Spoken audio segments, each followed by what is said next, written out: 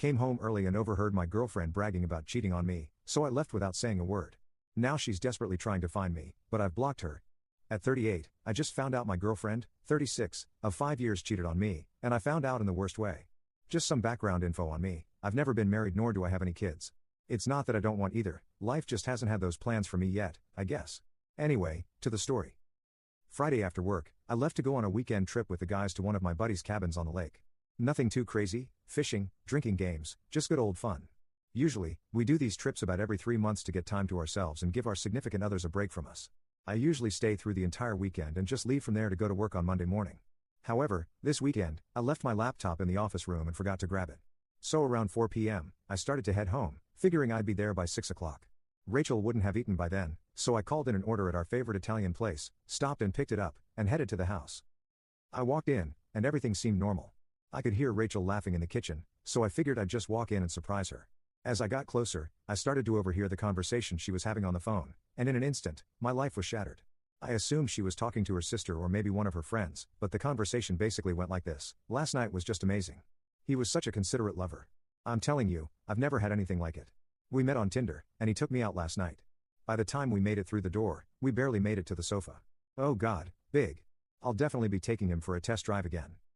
After that line, I just dropped the food on the floor. Rachel heard it and turned around. By that time, I already had tears welling up in my eyes. She hung up the phone and tried to get to me, but I just pushed her off, went up to the office, grabbed my laptop, and left. Rachel has been hysterically texting and calling for the past 4 days, and I haven't answered one. I'm staying at a motel a couple of towns over, so I doubt she will be able to find me.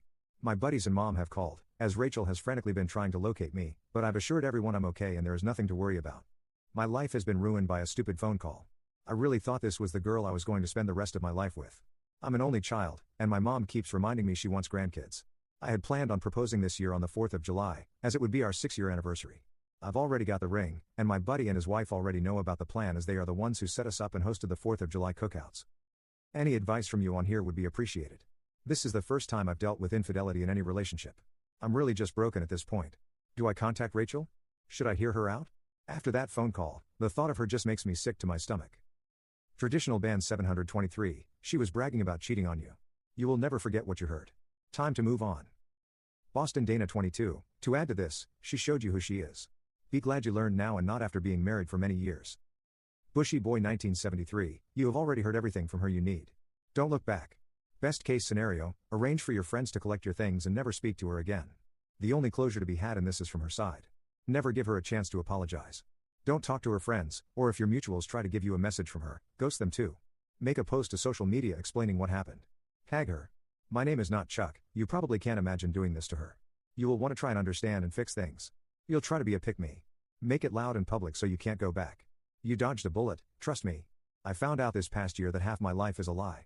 After 27 years together, with 3 kids, my wife cheated on me multiple times over those years.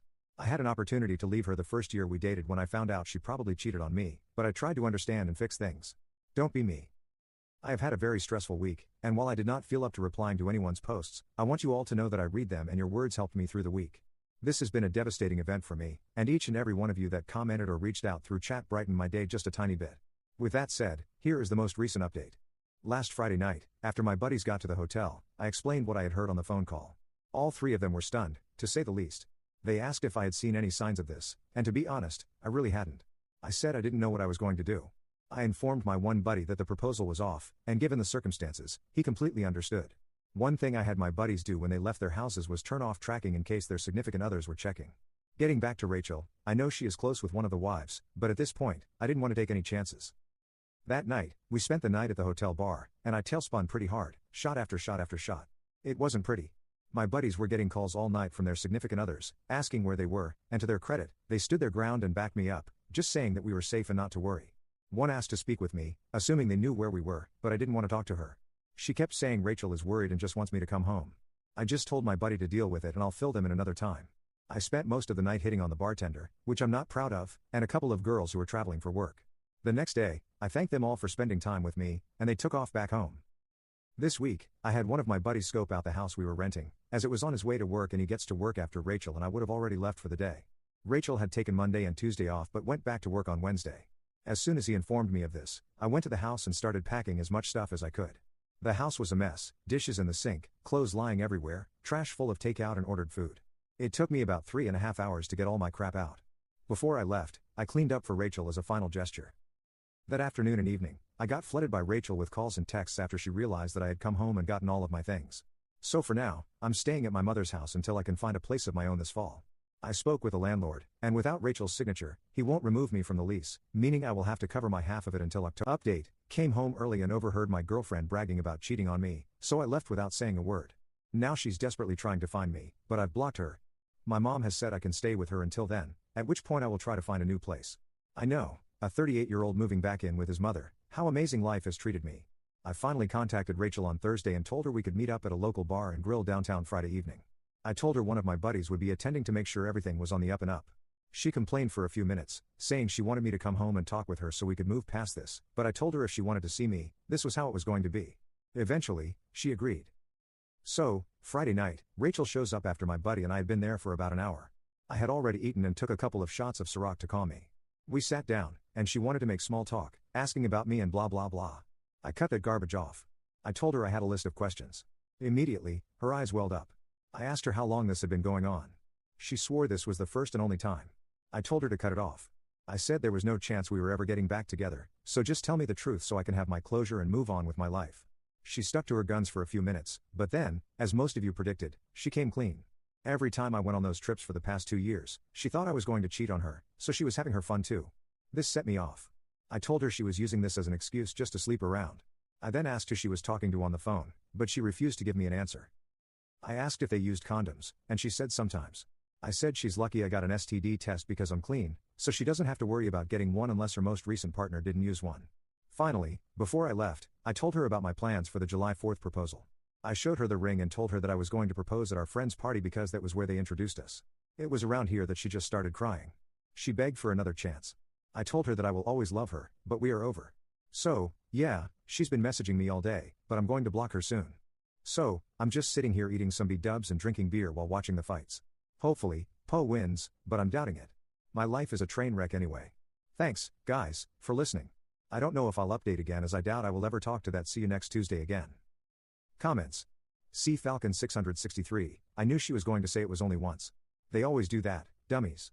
Also, this line, every time I went on those trips for the past 2 years, she thought I was going to cheat on her, so she was having her fun too. Blame shifting, classic cheater move. It's your fault? I think not. I'm sorry your landlord didn't let you out of the lease, but at least you have your mom. It's not ideal, but it's only temporary. 100% her loss. Too bad she was about to become someone's wife. A good man chose her, wanted her, and she threw it all away for fun. It's time to focus on you and your healing. Go easy on it. Be careful. You're going to be okay. Fly Gusk, I'm glad that you are clean and sad that she was such a poss and used as justification that she thought you were going to cheat on her on those trips. Sad also that she didn't want to tell who she was talking to, but I bet it must be someone in the inner circle of friends and possibly one of the wives of your buddies. She didn't want to give her because it could cause trouble with a male friend for supporting a cheater, and she might as well have been doing that too. So, warn your buddies of this possibility. Now, about her reaction and manner at the restaurant, she showed no remorse at all and even tried trickle-truthing. If she were remorseful for what she did, she would have broken down before the ring thing. She came to her senses about her stupidity when you showed her that ring and talked about the proposal. Well, now it is time for you to leave alcohol and start your healing journey. I hope everything goes well, and please, if you find out who was on the other end of that call, update us. Update. It means a lot to me. A few things have happened in the last day, so I figured I'd fill you in. Nothing too exciting, but nonetheless, here it is. Rachel is no longer invited to the 4th cookout, so I'm free and clear and don't need to worry about any confrontation with her. If you remember in my last post, while at the bar, one of the wives was trying to talk to me. She is the wife that hosts the 4th cookout. Apparently, Rachel had told her that she had only cheated once, and it was a huge mistake, and that's why she was trying to get me to talk things out with her. When I spoke with her this past Tuesday, I let her know the whole truth. She immediately called Rachel, who confirmed my line of events. She was livid and started yelling at her and told her it would be best if she didn't show up to the event on the 4th because I was going to be there and, frankly, what she did to me was vile and disgusting. She then asked me to forgive her and said she had no idea. I explained it wasn't her fault and she had nothing to ask for forgiveness for. We were both sold a lie by someone we cared about. As for who was on the phone with her, I can only imagine it was her sister. The two wives who are friends with her have remained solid that they had no idea Rachel was doing this, as apparently, on Saturday evenings while we were away, They would have a girls' night at my house until about 11 p.m. and talk about typical girl stuff and drink wine. The one who isn't even friends with her but partook in these events confirmed it. The other thing that makes me think it was her sister is I've attempted to reach out to her 3 times now but gotten no text back, no call back, nothing. Her mother has called and said she's upset about the breakup and asked if there is anything they can do to change my mind, but I told them it's just not happening. I went back to work on Monday after taking the week off, so I'm back to my normal routine now. No more booze in the near future. My liver will thank me for that. This community has helped me a lot, and I personally wanted to thank each and every one of you for all. I don't know if I'll update this account again, as it seems this is the end of the situation. BTW, Rachel has been blocked on all platforms, so right now she has no way to contact me. The cookout host said she isn't doing well right now, as she told me that before I explained what really happened. But that's life. I'm not doing well either, but I'm moving on and putting all this behind me. Thanks again, community. Y'all rock.